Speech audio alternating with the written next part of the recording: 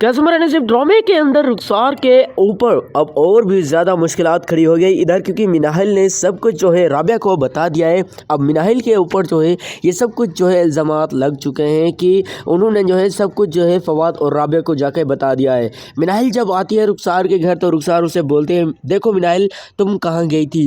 मिनाहिल बोलती है, देखो मैं सही काम पर गई थी। रुखसार लेकिन फिर पहचान लेती है कि तुम जो है राबिया के घर गई थी। तो मिनाहिल बोलते है, जी हाँ मैं वहाँ गई थी, लेकिन बहुत ज़्यादा थक गई हूँ। उन्होंने पता नहीं ऐसे ऐसे सवालात पूछे कि मैं बहुत ही ज़्यादा थक गई हूँ। रुखसार बहुत ज़्यादा गुस्सा करती है मिनाहिल के ऊपर, तुम वहाँ गई ही क्यों, तुम्हारा क्या काम था। मिनाहिल बोलती है, मेरा कोई काम नहीं था, बस मैं सिर्फ़ और सिर्फ फवाद से मिलने गई थी। क्योंकि रुखसार जैसे ही आती है फवाद को उसके ही घर मतलब रुखसार के घर ही देखती है और वो मिनाहिल के साथ जो है खड़ा हुआ होता है।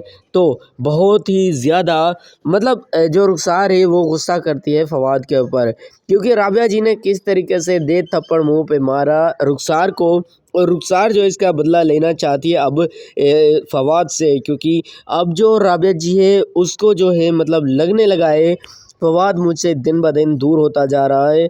क्योंकि रुखसार का प्लान भी यही है, अब मकसद भी यही है कि कैसे भी करके फवाद को जो है दूर करना है। यहाँ पर हम आपको बता दें किस तरीके से अब रुखसार बार बार सोचती है और सालार को बोलती है, देखो सालार तुम जो है मेरे साथ एक बार मिल लो, मेरे साथ जो है डील कर लो, तुम जितने पैसे कहोगे मैं दूंगी, बस मेरी जान छोड़ दो, मेरे जो भी सबूत हैं वो सारे मिटा दो। आने वाली एपिसोड के समर नसीब में मिनाहिल ने सब कुछ बता दिया है।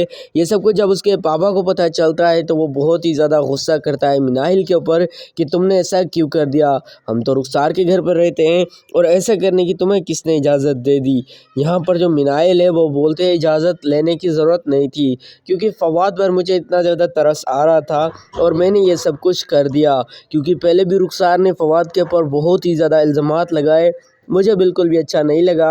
अब मैंने सोचा क्यों ना फवाद की एक और ही मदद से ही कर ली जाए, इसी वजह से मैंने बस एक छोटी सी मदद कर दी। आने वाले एपिसोड के समर नसीब में एक जानिब तो ये सब कुछ हो जाता है इस ड्रामे में, और दूसरी जानिब अब जो राबिया जी है वो बहुत ही ज़्यादा गुस्सा करती है रुखसार के ऊपर कि रुखसार तुम किस चीज़ हो, तुम कैसी चीज़ हो, तुम किस तरह की औरत हो जो कि अपने ही लोगों के ऊपर इस तरीके से डांटती है, बातें करती है। ये करना बिल्कुल भी सही नहीं है, क्योंकि एक बात तो याद रखना कि तुमने जो कुछ किया है इस सब का तुम्हें हिसाब लिया जाएगा। किस तरीके से तुमने ये सारा का सारा इल्ज़ाम इकरार के ऊपर डाला था, और जो रूबी के साथ हुआ वो सारा का सारा इकरार के ऊपर डाल के तुम खुद अपना एक मसला हल करके एक साइड बैठ गई।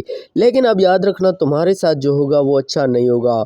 आने वाले एपिसोड के समर नसीब में एक जानिब फवाद क्या करने वाला है, फवाद बोल देता है सब कुछ रुखसार को कि देखो रुखसार मैं तुम्हारा जो ये मकार और चेहरा है ना ये सब के सामने ला के रखूँगा, क्योंकि मुझे इसके लिए क्यों ना मिनाहिल का ही सहारा लेना पड़े मैं लूँगा, लेकिन ये जो तुम्हारा मकार चेहरा है ये सब के सामने ला के रख दूँगा।